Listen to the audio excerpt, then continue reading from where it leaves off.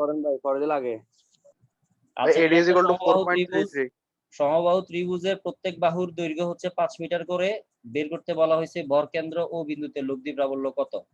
তাহলে প্রথমে আগে যেখানে প্রাবল্য বের করতে বলা হয় ওই বিন্দু থেকে বা ওই বিন্দুর আশেপাশে যতগুলো ভর থাকবে সবার জন্য ওই বিন্দুতে প্রাবল্য পাওয়া যাবে। কেন পাওয়া যাবে কে বলতে পারবা? প্রাবল্য কেন পাওয়া যাবে? প্রাবল্য অসীম।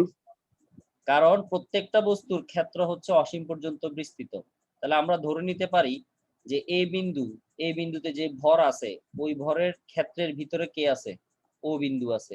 সেম ভাবে বি বিন্দুতে অবস্থিত ভরের ক্ষেত্রের ভিতরে ও আছে, সি বিন্দুর ক্ষেত্রের ভিতরেও ও আছে। তাহলে ও বিন্দুটা বেসিক্যালি এ, বি এবং সি বিন্দুতে অবস্থিত তিনটা ভরের ক্ষেত্রের ভিতরেই আছে। এটা আছে বলে আমরা কি করতে পারি? ধরে নিতে পারি, যেহেতু প্রত্যেকটা বস্তুর মহাকর্ষীয় ক্ষেত্র অসীম পর্যন্ত বিস্তৃত। তার মানে হ্যাঁ এডি। তাহলে তোমাকে তিনটা বিন্দুর জন্য মানে এ বিন্দু, বি বিন্দু এবং সি বিন্দু তিনটা বিন্দুর জন্য ও বিন্দুতে আলাদা আলাদা তোমাকে তিনটা প্রাবল্য আগে বের করতে হবে। এরপরে কি শূন্য হবে না যোগ হবে না গুণ হবে না ভাগ হবে সেটার দিকে আমরা একটু পরে যাব। তাহলে প্রথম কাজ হচ্ছে ও বিন্দু থেকে প্রত্যেকটা বিন্দুর দূরত্ব বের করা, তার মানে ও এ, ও বি এবং ও সি বের করা। তার লক্ষ্যে আমরা প্রথমে এ বি ডি ত্রিভুজটা নিলাম, সেখান থেকে এডি বের করলাম। এডি ইকুয়াল টু হয়ে যাবে √5 হ্যাঁ 5 স্কয়ার মাইনাস 2.5 স্কয়ার। যেহেতু মধ্যমা কি করে বিসি কে সম দুই ভাগে বিভক্ত করে। হ্যাঁ ও ইকুয়াল টু 2.8। কত আসতে বলছো তাইলে? 4.33.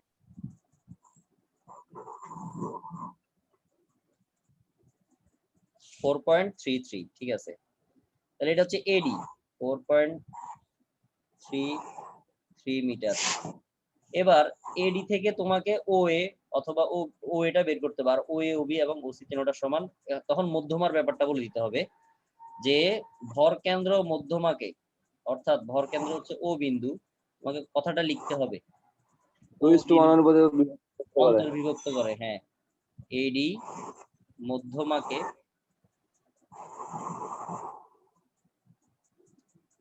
2:1 অনুপাতে অন্তর্বিভক্ত করে। উত্তর হচ্ছে 2.88 ওর মান।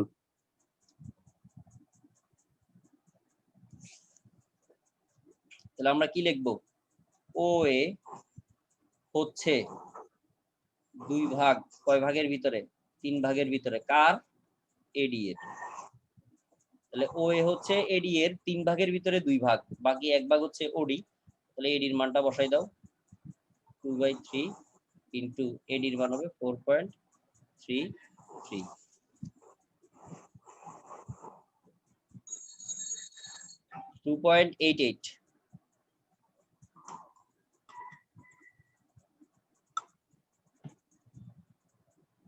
তাহলে আমরা সকল দূরত্ব জেনে গেলাম।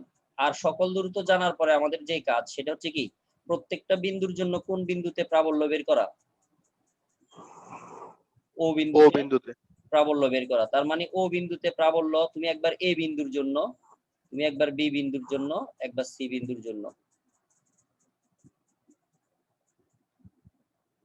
ও বিন্দুতে প্রাবল্য এ বিন্দুর জন্য সরাসরি লিখতেছি আমি E A equal to G M A divided by R square. মানগুলো তোমরা বসাই দাও, মানগুলো বের করে রাখো, আমাকে বলতে হবে না, নিজেরা বের করে রাখো এমনিতে। G M B divided by R square E C G M C divided by R square. তার মানে প্রত্যেকটা প্রাবল্যই সেম। আর বলতে 2.88 তো না ভাইয়া? হ্যাঁ, আর বলতে লাস্টেরটা ও এ যেটা বের করছি, ও এ, ও বি, ও সি।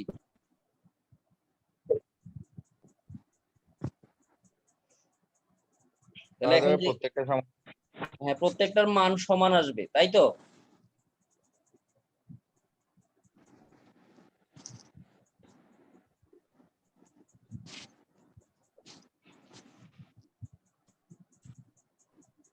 হ্যাঁ ভাইয়া প্রত্যেকটার মান 8 আসছে। 8.045, আমি একটার মান লিখে দিচ্ছি, বাকিগুলো তো সেম আসবেই। 8.045 ইন্টু 10 ইনভার্স 11, একক হচ্ছে নিউটন, কেজি ইনভার্স 1।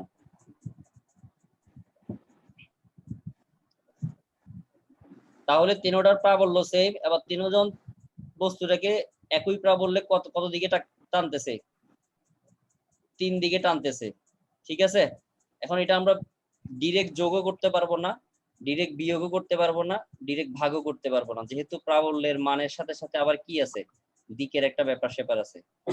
তাহলে গতদিন আমরা 4টা প্রাবল্যকে প্রথমে কয়টা প্রাবল্যে কনভার্ট করছিলাম, যেটা আমরা চতুর্ভুজের জন্য করছিলাম? 2টা। 2টাতে। তারপরে 2টা থেকে বানাইছি কয়টা? একটা। একটা।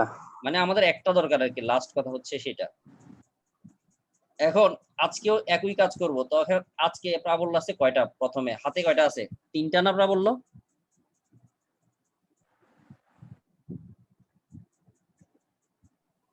জি ভাইয়া 3টা।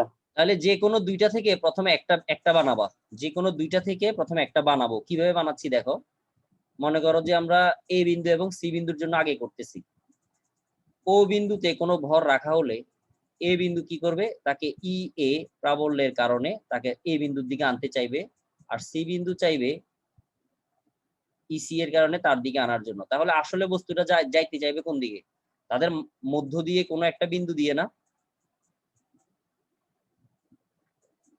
যেটাকে আমরা E1 ধরলাম। জি ভাইয়া। ঠিক আছে, একটু পর্যন্ত কথা। এ বিন্দু হ্যাঁ এবং ভাইয়া ঠিক আছে। সি বিন্দুর জন্য আমরা একটা প্রাবল্য পাবো। আমি এখানে মুছে করাই, অন্য পেজে গেলে হয়তো এটা আবার মিস্টেক এলোমেলো হয়ে যাবে।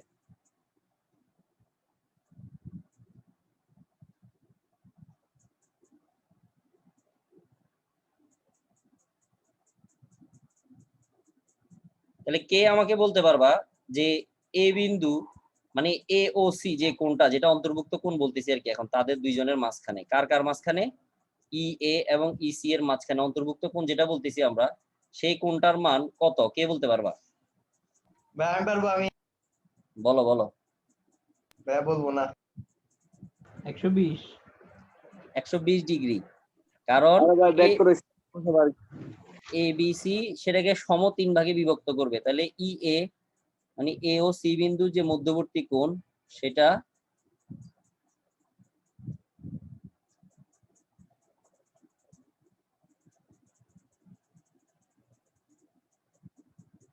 যেটাকে আমরা আলফা ধরতেছি, সেটা সমান দাঁড়াচ্ছে 120 ডিগ্রি। তাহলে এই দুইটা মিলে আমরা একটা লব্ধি বের করবো, সেটা হচ্ছে লব্ধি সূত্র ভেক্টরে যেটা পড়ছে আর এর সূত্রটা। সেখান থেকে আমরা E1 বের করবো প্রথমে, যে এই E1 ইকুয়ালস টু 120 ডিগ্রি কেমন আনছেন?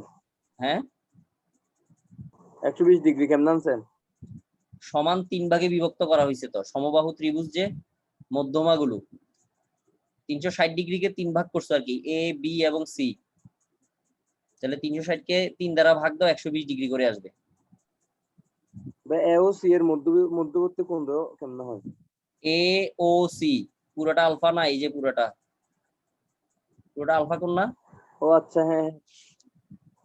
আপনি ও দিছেন তার জন্য বুঝতে পারি নাই, বুঝতে পারছেন?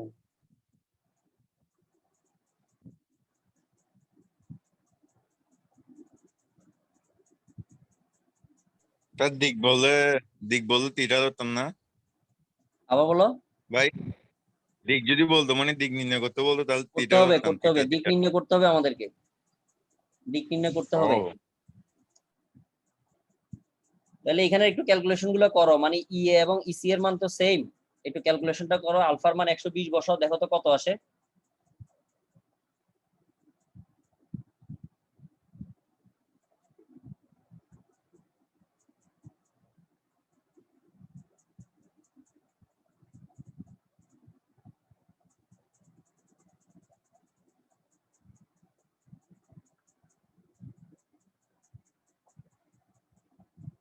ভাই মাইনাস আসতেছে যে। হ্যাঁ মাইনাস আসতেছে। না মাইনাস আসবে না, cos আলফাটা মাইনাস আসবে কিন্তু টোটাল অ্যান্সার মাইনাস আসবে না, টোটাল অ্যান্সার ওই একটার মানের সমান আসবে। 8.045 into 10 to the power minus 11 হ্যাঁ ঠিক আছে, হ্যাঁ ঠিক আছে। ঠিক আছে। এটা হচ্ছে E1, যেই বলে এ এবং সি দুজনে মিলে তাকে টানতেছে। ঠিক আছে, একটু পর্যন্ত সবাই কি বুঝতে পারছো? একটু পর্যন্ত বলছি যে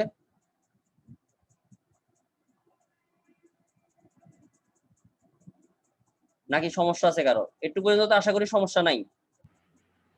না ভাইয়া, এবার তোমাকে জানতে হবে এই যে E1 ক্রিয়া করতেছে ই এ এবং ইসি এর মাঝামাঝি দিয়ে, এখন সেটা কি বরাবর মাঝখান দিয়ে গেছে নাকি যে কোনো এক সাইডে চলে গেছে?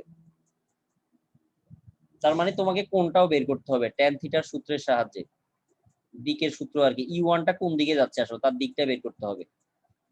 তাহলে আমরা তো সূত্র জানি Q sine alpha divided by, মান কত আছে? এই যে লিখে দিছি তো মান।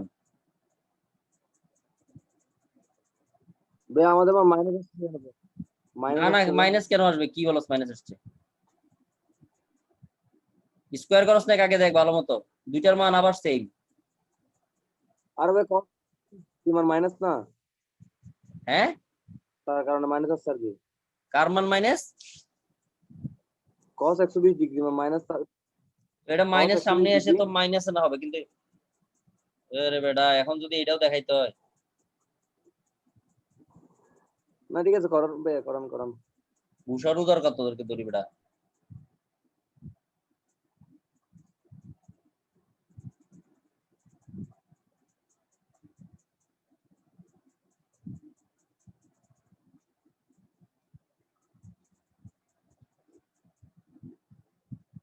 তাহলে এরকম সূত্রটা আমরা লিখলাম, কোনটা থিটা কোনটা আমরা কার সাথে করতেছি? ইসি এর সাথে। থিটা কোনটা হবে? ইসি এর সাথে, ইসি যেদিকে আছে। তাহলে একটু এই মানটা আমরা বের করে ফেলি যে এখানে থিটার মানটা কত আসে এই সমীকরণ থেকে। এখন ভাই এটা বুঝবো কিভাবে? কি আপনার কথা বুঝি না, আরেকবার রিপিট করবেন? এই কোনটা বের করবো আর কি, কোন না ভাই থিটাটা বের বলছেন করবো? যে এসিটা এটা কোনটা এসি এর সাথে হবে, তো এসি এর সাথে এই যে হবে এটা বুঝবো কিভাবে? এই যে ইসি কে আলাদা লিখছি না, যাকে আলাদা লিখি তার সাথে না কোন? সামুদ্রিক সূত্র পড়ো নাই? ওখানে বলি নাই? করছি, এটা ভুলে গেছি কে ভাই? যে একা থাকে একা, যার সাথে সাইন নাই, যার সাথে কস নাই, কোন হয় তার সাথে? হ্যালো, যার সাথে সাইন কস কিছু নাই কোনটা তার বলছে সাথে ভাই? কোন হবে আর কি। কি বুঝা যাচ্ছে না কথা?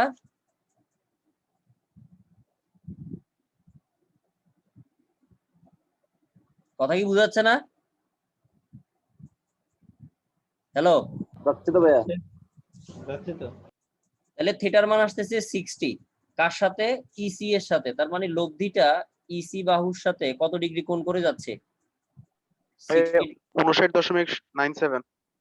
আচ্ছা যাই হোক, আমার বরাবর 60 আসছে কারণ আমি আমি একটু কাহিনী করছি তো এই কারণে। আচ্ছা যাই হোক, একই তো 59 আর 60 একই। তার মানে সে আলফাকে, আলফা বলতে আলফা ছিল 120 ডিগ্রি, তাহলে এক পাশ থেকে যদি কোণ 60 ডিগ্রি হয় তার মানে সে একদম মাঝখান দিয়ে গেছে। কথা কি ক্লিয়ার?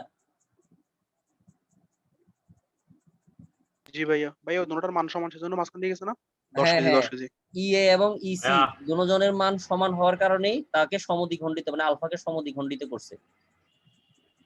এখন এই যে E1 যাচ্ছে এই বরাবর, কিন্তু ই বি তো রয়ে গেছে, বি বিন্দু রয়ে গেছে। বি বিন্দু টানতেছে ঠিক তাকে বিপরীত দিকে, ইবি। তাহলে ও বিন্দুতে প্রথমে আমরা এ বিন্দু এবং সি বিন্দুর জন্য প্রাবল্য পেলাম E1, যেটা ইবি এর ঠিক বিপরীতে টানতেছে। এখন ঠিক বিপরীতে টানতেছে সেটা আমরা বুঝছি কার কারণে? থিটার কারণে। কারণ থিটার মান যদি 60 না এসে যদি 40 আসতো তাহলে কি বরাবর এর অপোজিটে কাজ করতো? তখন যে কোনো একদিকে সরে যেত না? জি, কথা কি আর বুঝা ডান গেছে? দিকে না একটু বাম দিকে, হ্যাঁ। বললো শূন্য হবে। তখন বরাবর কি হইতো না, মানে ইবি এবং E1 এই দুই জনের মাঝখানে এখন কোণ আছে 180 ডিগ্রি। ঠিক আছে, কারণ 180 ডিগ্রি যে সেটা কি বুঝতে ঠিক। পারছো? ইবি এবং ই1 এর মাঝখানে। জি ভাইয়া। আমি তারপর দেখাই দিই, দেখো এই কোণটা হচ্ছে 120, কথা বলতেছে। এই কোণটা ভাইয়া, হচ্ছে আপনি 100 রেশিও ঠিক 120, তার সাথে এই কোণটা হচ্ছে 60, তাহলে 120 এর সাথে আরো 60 যোগ করলে কত হয়ে যাবে? 180। ক্লিয়ার কথা?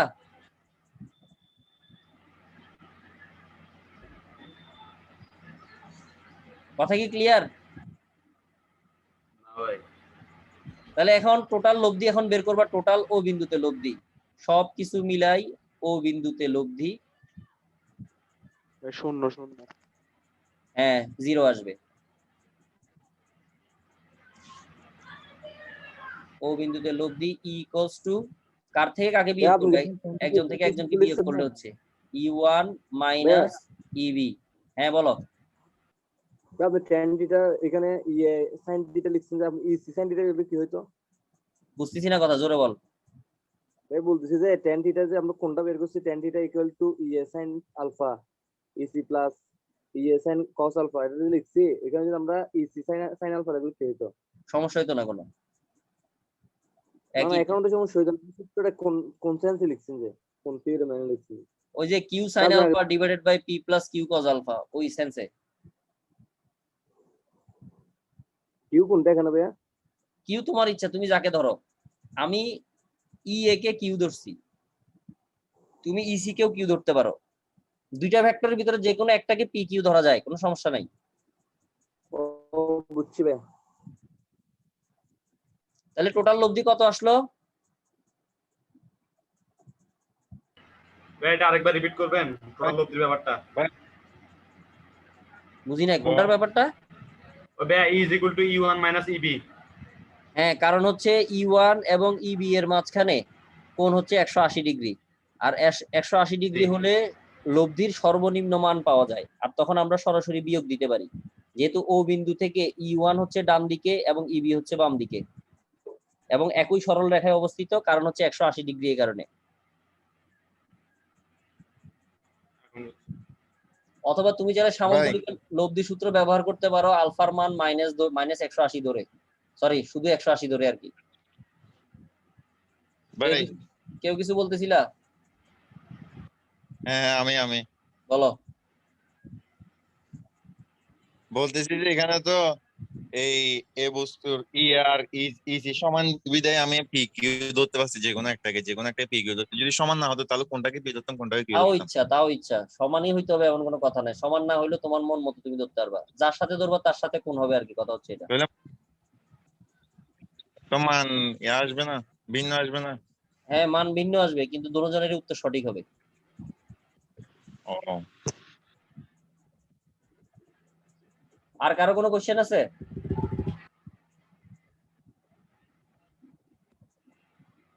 আর কারো কোনো কোশ্চেন আছে? না ভাই আপনি তাহলে এবার একটা মান আমরা একটু চেঞ্জ করে দিই।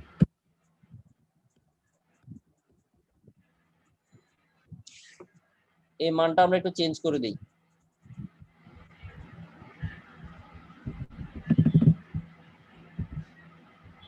এবার তোমরা নিজেরা করো, ভর কেন্দ্র ও বিন্দুতে লব্ধি প্রাবল্য কত। একটা মান চেঞ্জ করে দিলাম, দুইটা 10, একটা হচ্ছে 15। এইসব ক্ষেত্রে তোমরা একটা কাজ করবে অলওয়েজ, সেটা হচ্ছে যদি এরকম দুইটা মান সেম হয় এবং একটা মান ভিন্ন হয়, তাহলে চেষ্টা করবা যে দুইটা একই, প্রথমে ওই দুইটাকে নিয়ে কাজ করার জন্য।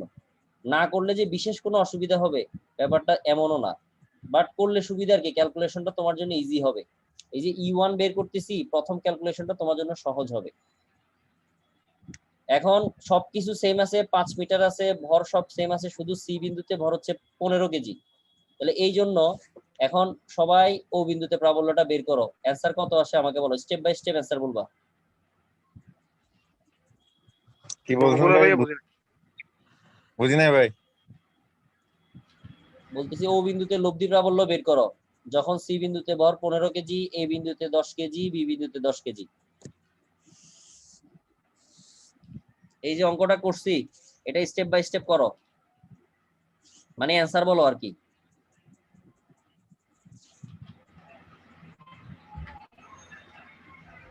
আমিও করি, তোমরাও করো। জি ভাই, অবশ্যই কেন না।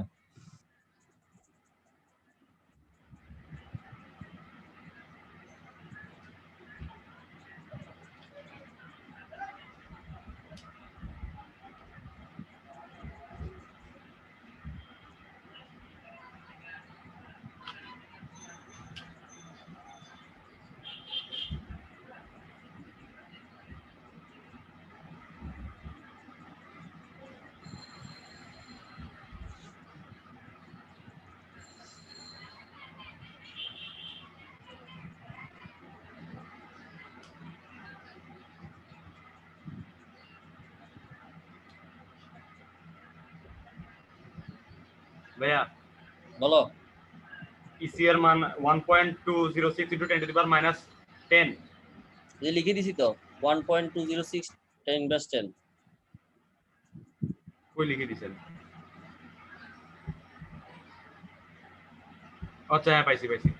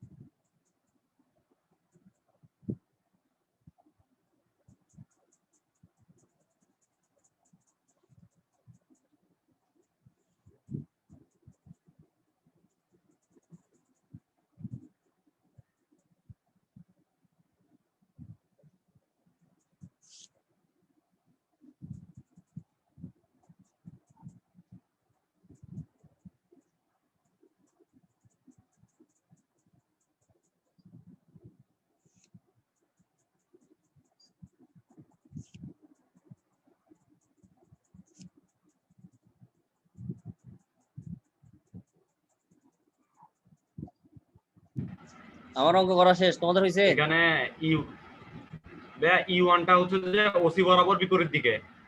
ওসি এর বিপরীত দিকে, হ্যাঁ ওসি এর ঠিক বিপরীত দিকে হচ্ছে। ঠিক বিপরীত এবং বুঝবো 180 কিভাবে? ডিগ্রি কোণ হইছে ওই থিটার মান বের করছেন। হ্যাঁ থিটার মান 60 ডিগ্রি আসছে বলে আমরা বলতে পারি। ই এ আর ই বি আর কি? হ্যাঁ হ্যাঁ। এরপরে সি থেকে E1 কে বিয়োগ দাও, যেহেতু সি এর মানটা বড়, সি থেকে E1 বাদ দাও, তাহলে তুমি ই এর মান পেয়ে গেছো। ঠিক আছে? জি সবার কি হইছে? লাস্ট অ্যানসারটা কি 4.022 tan ইনভার্স 11 আসছে নাকি এখনো করতেছো? একটু টাইম দেন, প্রায় শেষ, একটু দাঁড়ান। আসে নাই? আর ভাইয়া আরেকটা হচ্ছে যে এই যে মানটা ই এর যে মানটা সেটা শূন্য মানে 0 বিন্দুতে এই মানটা প্রযোজ্য। কি আবার বলো? মানে ও বিন্দুতে এই যে ই এর মানটা আসছে, প্রাবল্য মানটা আসছে, সেটা হচ্ছে ও বিন্দুর জন্য। শুধু ও বিন্দুর জন্য? বিন্দু চেঞ্জ হয়ে গেলে মানও চেঞ্জ হয়ে যাবে। ওটা কিরকম হবে যদি বিন্দু চেঞ্জ হয়? আবার বের করবা, পুরো অঙ্ক করবা আবার।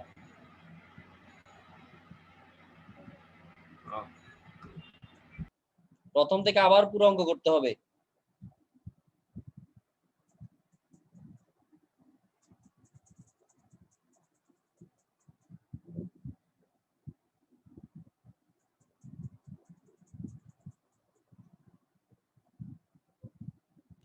आंसर 4.022 into 10 इनवर्स 11 ना?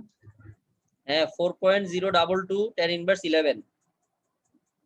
ভাই আমি কি করছি দেখেন না, আমি করছি যে ই এ আর ই সি দিয়ে আবার ই এ এবং ইসি দিয়ে করছো কেউ? আমি করছি যে তাহলে অনেক 40 ঝামেলা ডিগ্রি হবে। আসে। 40 ডিগ্রি আসছে, হ্যাঁ 40.91 ডিগ্রি। কিসের মান? মান কত আছে কোণের আপনাদের? মান, কোণের মান। বুঝি নাই কি? কোণের মান ভাইয়া, কোণের মান। আরে কোণের মানে তো আমার টার্গেট না, আমার টার্গেট হচ্ছে ও বিন্দুতে লব্ধি প্রাবল্য কত, ওইটা মিলাই নিয়ে ওইটা দেখ। এতে ই এ আর ই সি দিয়ে করছি, তো এখন ই বিটা কিভাবে বিয়োগ দিব বা যোগ করব? ঝামেলা করতেছে এবার, এবার ঝামেলা করতেছে, এবার তাদের দুইজনের মাঝখানে কোণ বের কর। বের করলাম তো, 40 ডিগ্রি, 40.91। হ্যাঁ কি 40, ওদের দুইজনের মাঝখানে কোন দুইজন?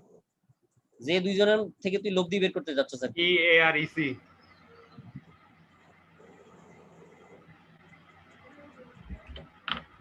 ভাই বাদ পরে করব। তুই দুইজনের থেকে লব্ধি বের করছস না প্রথমে? ই1 কার থেকে বের করছস?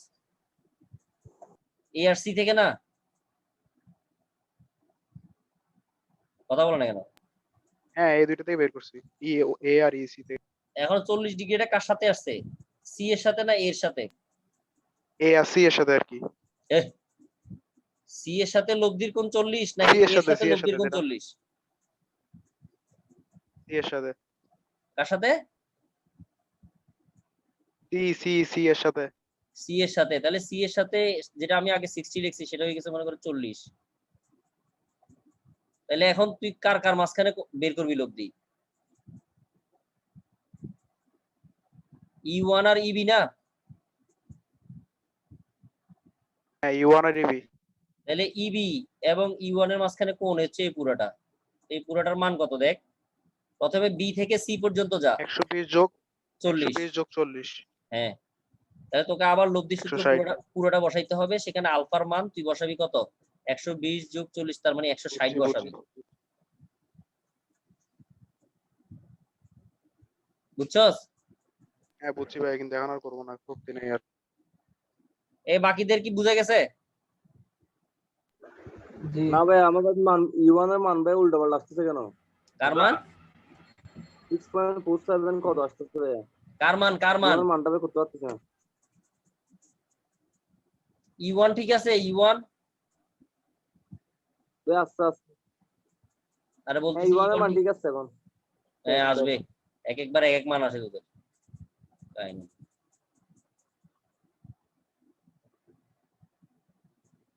ঠিক আছে ঠিক আছে, পারা যাবে। ভাই আজকে একটা ছোট জিনিস দেখাই দিন, হালকা একটা জিনিস। বুঝি না, এগুলো শেষ হলে বলছি এটা কি বুঝা গেছে কিনা সেটা বলতেছি। আজকে একটু। এটা নিয়ে কারো কোনো সমস্যা আছে? ভর যদি হ্যাঁ, ভিন্ন এটা হয়, বোঝা গেছে, এটা কমপ্লিট, এটা একদম complete। তাহলে নিজেরা একটা বাড়ি কাজ করে গ্রুপে জমা দিবা। সেখানে হচ্ছে যেখানে আমি আগে 10 কেজি লিখছিলাম সেই 10 কেজির জায়গায় হবে 5 কেজি। তাহলে এ তে হচ্ছে 10, বি তে আচ্ছা, হচ্ছে এরপরে 5, সি তে হচ্ছে 15। এরকম ভাবে বসানো আছে। বসাই ও বিন্দুতে লব্ধি প্রাবল্য বের করতে বলা হয়েছে। ঠিক এটা আছে। নিজেরা নিজেরা করবা। এটা সবাই বুঝতে পারছো কথা? এ বিন্দু, বি বিন্দু এবং সি বিন্দু, সমবাহু হবে। হ্যাঁ সমবাহু, হ্যাঁ বাকি সব সেম। সমবাহু 5 মিটার সব সেম আছে, শুধু ভরটা চেঞ্জ করে দিছি। এই জুম হয়তো বা বের এই করে দিবে, সামনে জি ভাই বুঝছি। বের করে দিলে আবার জয়েন দিবা। কি বলতেছো?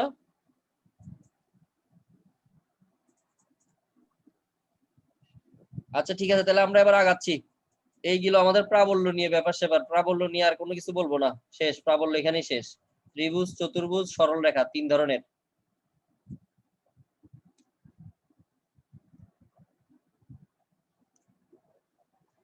তাহলে আজকে আরেকটা নতুন যেটা শুরু করবো সেটা হচ্ছে মহাকর্ষীয় বিভব। জুম বের হয়ে গেলে সবাই আবার নতুন করে জয়েন দিবা। ওকে ভাইয়া।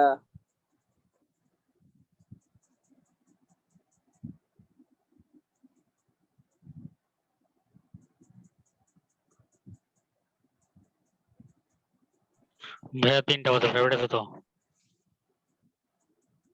5-10 মিনিট লেট হলে কিচ্ছু হবে না। আমি 5-10 মিনিট লেট করছি না? আর রেকর্ড করে থাকবো ভাই, অসুবিধা নাই, করে থাকবা। আচ্ছা রেকর্ড থাকবে, লাস্টে 5-10 মিনিট দেখে নিস আর কি পরে। লেট আপনি না করছেন। আরে ভাইয়ের মতো এটা কেউ আমি হবে? লেট করছি, অন্য স্যারও লেট করতে পারে না। না ভাই, আপনার মতো কেউ হবে না, আপনি শুধুমাত্র আপনার মতোই। গুড, এই তো তুই বেটা আমাকে বুঝতে পারছিস একমাত্র। তেরাবাদী বহুত তেরা আপনি, বুঝতে পারছি মারাচ্ছে আবার এটা। আর আমি এগুলো আমাদের সাথে চলবে না আর কি। ভাই একটা চিত্রটা আবার বুঝে দেন। চিত্রটা আগে সংজ্ঞা তোমাকে বুঝতে হবে। বিভব কি? বিভব হচ্ছে, তোমরা সবাই জানো যে বিভব বলতে আমরা এমনিতে বুঝি যে শক্তি তার ভিতরে জমা থাকে, এটা হলো মেইন ব্যাপার। এখন শক্তি জমা থাকতে হলে অবশ্যই আগে তোমাকে শক্তি খরচ করতে হবে, যে শক্তি খরচ করবা সেটা তার ভিতরে জমা হবে। তাহলে এখন এই যে পৃথিবীর একটা মহাকর্ষীয় ক্ষেত্র, যেটাকে আমি ডটেড লাইন দিয়ে বুঝাইছি, এই মহাকর্ষীয় ক্ষেত্রের বাহিরে থেকে, কিন্তু বইতে বলে দেওয়া আছে অসীম থেকে। কেন অসীম থেকে বলছে? কারণ ক্ষেত্রটা কতটুকু পর্যন্ত বিস্তৃত যায় বলে আমরা জানি?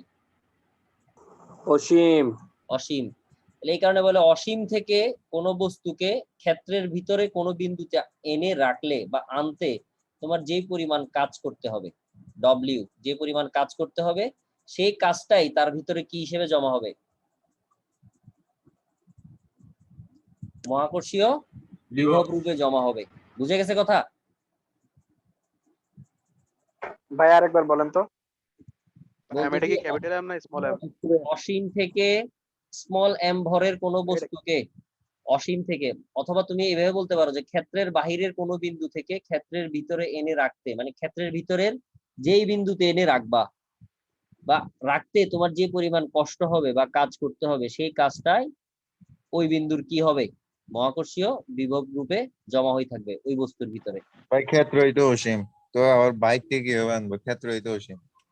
আরে ক্ষেত্র তো অসীম আমরা ধরি, কিন্তু অসীমকে আমরা এর উপলব্ধি করতে পারি, মানে ওর যে ক্ষেত্র আছে সেটাকে আমরা বুঝতে পারি এমনিতে? ভাই মহাকর্ষীয় প্রাবল্যটা আরেকবার বলেন তো। কি সংজ্ঞা? প্রাবল্য বা ক্ষেত্র, হ্যাঁ সংজ্ঞাটা বলেন। সংজ্ঞাটা হচ্ছে একক ভরের কোনো বস্তুকে মহাকর্ষীয় ক্ষেত্রের কোনো বিন্দুতে এনে রাখলে সে যে পরিমাণ বল অনুভব করে। না না, বিভব না তো, প্রাবল্যর সংজ্ঞা বলতেছি। আরে প্রাবল্যের সংজ্ঞাই তো বললাম, যে পরিমাণ বল অনুভব, একক ভরের বস্তুকে অসীম থেকে অথবা ক্ষেত্রের বাহিরের কোনো বিন্দু থেকে ক্ষেত্রের ভিতরে কোনো বিন্দুতে এনে রাখলে যেই পরিমাণ বল লাভ করে, বলের কথা বললে হয় প্রাবল্য, আর কাজের কথা বললে হবে বিভব, যে পরিমাণ কাজ করতে হবে। বুঝে গেছে?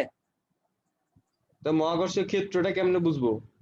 ক্ষেত্র বলতে যতটুকু পর্যন্ত আকর্ষণটা বিদ্যমান বা বোঝা যায়, এমনিতে বোঝা যায় না, মানে কতটুকু পর্যন্ত বিস্তৃত সেটার নির্দিষ্ট কোনো এরিয়া আসলে নাই। আমরা হিসাবের জন্য এরকম করতেছি। হিসেবের জন্য, হ্যাঁ। যেমন চুম্বকের কথা তুমি বলো না, একটা চুম্বককে আর একটা চুম্বকের কাছাকাছি আনলে আমরা জানি আকর্ষণ করে, কিন্তু প্রত্যেকটা চুম্বকেরই ক্ষেত্র হচ্ছে অসীম পর্যন্ত বিস্তৃত, কিন্তু তার আকর্ষণ শক্তিটা এত কম, মানে অসীমও আছে কিন্তু এত কম যেটা ওকে কি করতে পারে না, কোনো প্রভাব দেখাইতে পারে না, আর কি, মানে তাকে কাছে আনতে পারে না বা আকর্ষণ করতে পারে না। যে তো আকর্ষণটা, বিজ্ঞানীরা বুঝলো কিভাবে যে এটার উপর আসলে আকর্ষণ আছে যদি মানে প্রভাব দেখাইতে না পারে? আকর্ষণ আছে বলে আমরা ধরে নেই, কিন্তু তোমাকে বুঝাইলাম না যে পৃথিবীতে দুইটা বস্তু একটা আরেকটাকে আকর্ষণ করে, যেমন চেয়ার টেবিলকে আকর্ষণ করে, কিন্তু চেয়ার টেবিলের কাছে যায় না, তার কারণ তাদের দুইজনের আকর্ষণ থেকেও তাদের উপরে পৃথিবীর আকর্ষণটা বেশি, যে কারণে পৃথিবীর আকর্ষণকে উপেক্ষা করে তারা নিজেদের কাছে যেতে পারে না আর কি। ব্যাপারটা এরকম নাই যে এমন না, আছে, কিন্তু সেটা প্রভাবটা দেখা যায় না। যতটুকু পর্যন্ত প্রভাব দেখা যায় ততটুকু পর্যন্ত আমরা তাদের ক্ষেত্র বলে থাকি আর কি। যেমন পৃথিবীর ক্ষেত্র যতটুকু পর্যন্ত দেখা যায়, যেমন চাঁদের উপরেও পৃথিবীর ক্ষেত্র আছে, কারণ চাঁদের পরে গিয়ে কতটুকু পর্যন্ত তার ক্ষেত্র বিস্তৃত সেটা আমরা কেউ জানি না, এই কারণে সেটাকে অসীম ধরে নেওয়া হয়। তাহলে ভাই মহাকাশে স্যাটেলাইট স্টেশনে যে নভোচারীরা থাকে সেখানে তো পৃথিবীর কোনো বল থাকে না, তো সেখানে তো চেয়ার টেবিল একটা একটার সাথে লাগে যাওয়ার কথা। বুঝি নাই, আবার বলো। আপনি বলছেন না যে চেয়ার টেবিলের সাথে লাগে যাওয়ার কথা, কিন্তু পৃথিবীর বলের কারণে সেটা উপেক্ষা করে লাগে যেতে পারে না। তো হ্যাঁ মহাকাশে তো মহাকাশ স্টেশনে তো পৃথিবীর বল অত বেশি কাজ করে না, তো সেখানে তো চেয়ার টেবিল সবকিছু একটা একটার সাথে লাগে থাকার কথা। হ্যাঁ, লেগে যাওয়ার কথা তো, কিন্তু তাদের ক্ষেত্র ছোট না, মানে ক্ষেত্রে যে মানটা আছে সেই মানটাতে তারা আকর্ষণ করতে পারে না আর কি একজন আরেকজনকে, মানে মান আছে কিন্তু অনেক দুর্বল মানটা, বুঝো নাই? না ভাইয়া, জি ভাই বুঝছি। মানে ওখানেও এই আকর্ষণ যে আছে। মানটা যে এত না বুঝি বুঝছো বলো কেন? বলতেছি যে যে আকর্ষণটা কাজ করে, যেমন নভোচারীরা যখন রকেটে ঘুরে আমরা অনেক সময় দেখি না তারা শূন্যে ভেসে থাকে, জানে কিনা? জি ভাই, এরকম তো চেয়ার টেবিল গুলা ভাষার কথা না। হ্যাঁ, চেয়ার টেবিল গুলো ভাসে, কিন্তু ও বলতেছে যে চেয়ার টেবিল গুলো তো ভাসতেছে ঠিক আছে, তার মানে তাদের উপরে এখন আর পৃথিবীর আকর্ষণ নাই, তাহলে এবার তারা এই তো। নিজেদেরকে নিজেরা আকর্ষণ করার কথা না? ওর প্রশ্ন ছিল এটা, যেহেতু হ্যাঁ অভিকর্ষ বুঝতে বলটা পারছি। তখন নাই হয়ে যাচ্ছে, মানে অভিকর্ষ বলটা শূন্য হয়ে যাচ্ছে, তাহলে তো এখন অন্য বলগুলো ওখানে কি করার কথা, কাজ করার কথা, ব্যাপারটা এরকম বলছো না তুমি? জি ভাই এটাই বলছি। হ্যাঁ না আমি বললো এটাই বলছে ভাই। আমি বলতেছি যে চেয়ার আর টেবিল একজন আরেকজনকে আকর্ষণ করে, কিন্তু একদম কাছাকাছি তাদেরকে রাখলেও তারা যত বলে আকর্ষণ করে এই বলের মানটা অনেক অনেক কম। তার কারণ কি? কারণ হচ্ছে মহাকর্ষ বল ডিপেন্ড করে কার উপর? দূরত্বের উপর। সাথে কার উপর ডিপেন্ড করে? তাদের ভরের উপর ডিপেন্ড করে না? জি ভাইয়া। তাহলে পৃথিবীর আকর্ষণ আমরা কেন অনুভব করতে পারতেছি বা কেন ফিল করি? কারণ পৃথিবীর ভরটা অনেক বেশি, এই কারণে পৃথিবীর দিকে যে কোনো বস্তু মানে আকর্ষিত হচ্ছে আর কি। যেমন পৃথিবী আবার সূর্যের দিকে আকর্ষিত হচ্ছে, কারণ পৃথিবীর ভর আরো বেশি। তো যার ভর বেশি সে অন্যদেরকে টানবে আর কি, আমরা এটা বলি। যদিও তুমি পৃথিবীকে আকর্ষণ করতেছো, পৃথিবীও তোমাকে আকর্ষণ করতেছে, তাহলে তুমি কি পৃথিবীর দিকে যাও না পৃথিবী তোমার দিকে আসে? পৃথিবী আমার দিকে আসে। পৃথিবী তোর দিকে আসে না? এটা খালি মেয়েদের জন্য। পৃথিবী আসে, আমার আসে। দিকে আসে, পৃথিবী আমার দিকে আসে ভাই।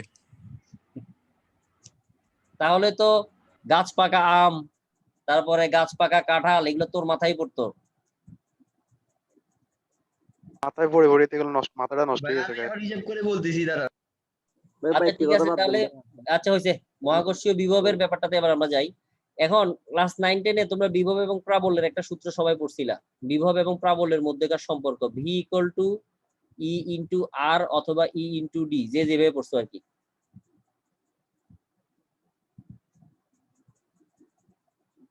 V equal to E into R, বিভব এবং প্রাবল্যের মধ্যেকার সম্পর্ক। সেখান থেকে আমরা বিভবের একটা সমীকরণ নিয়ে আসতে পারি এখানে, সেটা হচ্ছে জি এম ডিভাইডেড বাই ই এর মান হচ্ছে আর স্কোয়ার ইন্টু আর, তাহলে সমীকরণটা দাঁড়াচ্ছে জি এম ডিভাইডেড বাই আর, যেটা বিভবের সমীকরণ বলবো আর কি আমরা এখান থেকে।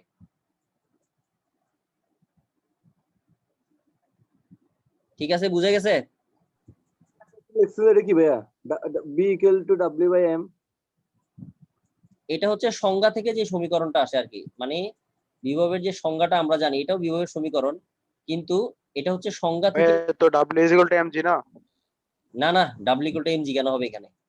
ডাব্লিউ ইকুয়াল টু কি এখানে? ও আমি তো কে বলতে পারবে? জি। কে বলতে পারবে এখানে কাজ ডাব্লিউ কাজ কাজ এখানে কাজ। কিসের ভাই কারণে? এখানে জিএম সমান জিআর স্কেল লিখতে পারবো? বলতেছি এখানে ডাব্লিউ মানে কি? কাজ। কিসের কিসের জন্য কাজ এখানে? কিসের কাজ এটা? ভাই ভাইয়া, বাইরে এ থেকে বিতে আনতে যে পরিমাণ কাজ করা লাগে। আরে বুঝছি তো, কি ধরনের কাজ এটা? মানে কি অভিকর্ষ কাজ না মহাকর্ষীয় কাজ না কি? কাজ কার কারণে? সব মহাকর্ষীয় কাজ। মহাকর্ষীয় কাজ। মহাকর্ষীয় কাজ, হ্যাঁ, মহাকর্ষীয়। মহাকর্ষের জন্য, এটা যেন মনে থাকে। তাহলে তুমি একটা জিনিস খেয়াল করো, ভাই আরেকটা প্রশ্ন ছিল। একটু পরে কর দাঁড়া। মহাকর্ষের কাজের একটা সূত্র আমরা পড়ছিলাম না? G M small M 1/r1 minus 1/r2, এরকম একটা সমীকরণ পড়ছিলাম না? হ্যাঁ ভাইয়া মনে হচ্ছে। মহাকর্ষ বলের জন্য কাজ পড়ছি জি কিনা? ভাই পড়ছিলাম। তাহলে মুক্তিবেগের সময় পড়ছিলাম ভাইয়া। দুই পাশে যদি তুমি এম দ্বারা ভাগ দিয়ে দাও তাহলে তুমি বিভব পেয়ে যাবা না? জি ভাইয়া। নিঃসন্দেহে ভাই, নিঃসন্দেহে। তাহলে এই সমীকরণটাকেও তুমি চাইলে বিভবের সমীকরণ বলতে পারো,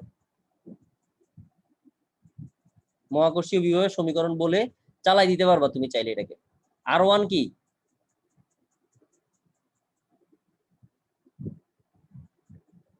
R1 কি মনে আছে? আর আর টু হচ্ছে যে বি। R1 কি এখানে? R1 কি? প্রাথমিক অবস্থা যেটা থাকে ওইটা। হ্যাঁ, R1 মানে প্রাথমিক অবস্থা। প্রথমে সে যেখানে থাকবে, আর R2 হচ্ছে আর আর টু হচ্ছে যেদিকে নিয়ে যাবো ওইদিকে। না, এখন সে যেখানে আছে। তাহলে তুমি একটু খেয়াল করে দেখো, এবার সংজ্ঞার সাথে আমরা মিলাই, তাহলে সমীকরণটার একটা অ্যাকচুয়াল ফরম্যাট তুমি পেয়ে যাবা। দেখো, প্রথমে বস্তুটা কোথায় ছিল? এ বিন্দুতে না? এম ভরের বস্তুটা এই বিন্দুটাকে আমরা কি বলছি? অসীম না?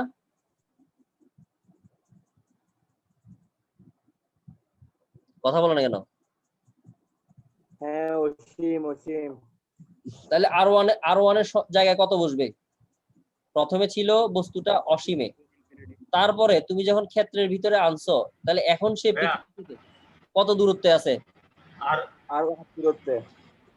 আর দূরত্বে। তাহলে এই দুইটা মান ক্ষেত্রটা অসীম দূরত্বে আছে। হ্যাঁ, এখন যদি এই দুইটা মান তুমি এই সমীকরণে বসাও, তাহলে তুমি বিভবের অরিজিনাল সমীকরণ পেয়ে যাবা। সমীকরণটা কি হবে দেখো তো? GM 1 বাই প্রথমটা ইনফিনিটি মাইনাস 1/r। তাহলে সূত্রটা কি দাঁড়াচ্ছে আমাদের? V ইকুয়াল টু মাইনাস, ঋণাত্মক আসতেছে না? হ্যাঁ ঋণাত্মক কি আসবে।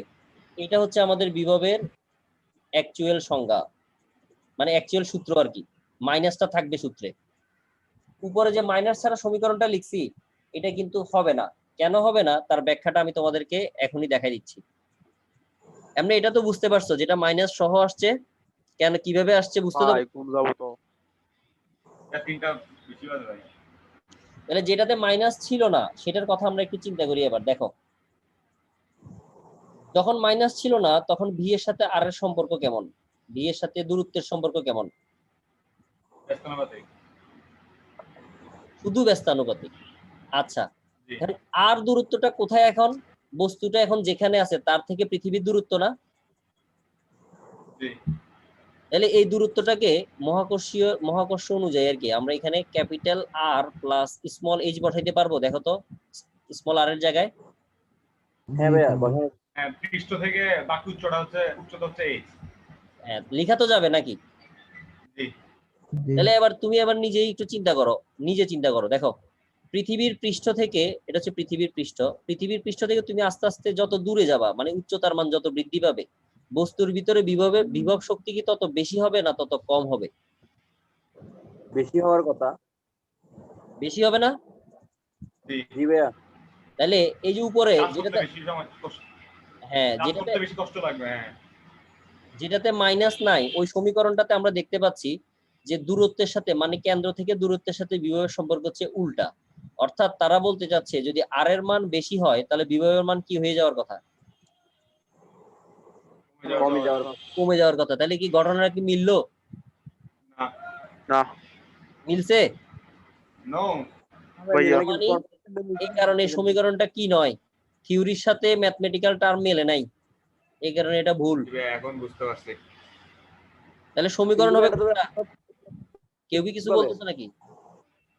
হ্যাঁ ভাই, এটা তো প্রতিপাদন করছি, ঠিকভাবে বুঝছি না। আমরা তো ভুল হয়ে আসি নাই, আমরা ঠিকভাবে তো আসছে প্রতিপাদন করার জন্য। এত ভাই আমি এটা বলতে চাইছিলাম এখন। হ্যাঁ এটা বলো, তো ভুল হওয়ার কথা। কোনটা? ওইটা ভুল হওয়ার কথা না, বলতেছে যে এটা ভুল আছে, তার কারণটাও কিছুক্ষণ পরে বলতেছি। কেন মাইনাস না দিলে কেন ভুল হচ্ছে এটাই তুমি বুঝবা আর কি। এখন মাইনাস আরে বিভবের, মাইনাস বুঝে দেন। যেটাতে মাইনাস আছে এটা সঠিক বলতেছি। কেন সঠিক বলতেছি আবার একটু দেখো। তার কারণ এখানেও বিভবের সাথে দূরত্বের সম্পর্ক কেমন? ব্যস্তানুপাতিক। ব্যস্তানুপাতিক। কিন্তু সামনে একটা মাইনাস সাইন আছে। এর মানে কি? এর মানে তুমি একটু দেখো, যদি দূরত্ব, এদিকে মনে করো দূরত্ব বসালাম, এদিকে বিভব বসালাম মনে করো, যদি দূরত্ব তুমি অর্ধেক করো তাহলে বিভব কত গুণ হবে? দ্বিগুণ না? দ্বিগুণ হয়ে যাবে। দূরত্ব তুমি 1/4 করলা, বিভব হয়ে যাবে কয় গুণ? 4 গুণ। 4 গুণ। 4 গুণ। তাহলে তাদের সাথে সম্পর্ক কেমন হয়ে গেল? ব্যস্তানুপাতিক হয়ে গেল। কিন্তু তাহলে আমাদের থিওরির সাথে মিললো না। আবার কি মিললো না? যে আমরা পৃথিবীর পৃষ্ঠ থেকে দূরত্ব যত বৃদ্ধি করতেছি বা দূরত্ব যত হ্রাস করতেছি, বিভবের মান বৃদ্ধি অথবা হ্রাস হওয়ার কথা ছিল। তাহলে এই জন্য আমরা সামনে যদি একটা মাইনাস ব্যবহার করি বিভবের সামনে, তাহলে কিন্তু এবার আমাদের থিমটা মিলে গেল। কিভাবে একটু দেখো, যখন দূরত্ব হাফ ছিল তখন বিভব হচ্ছে -2, দূরত্ব যখন 1/4 তখন বিভব হলো -1/4। এখন বড় কে, -2 বড় না -4 বড়?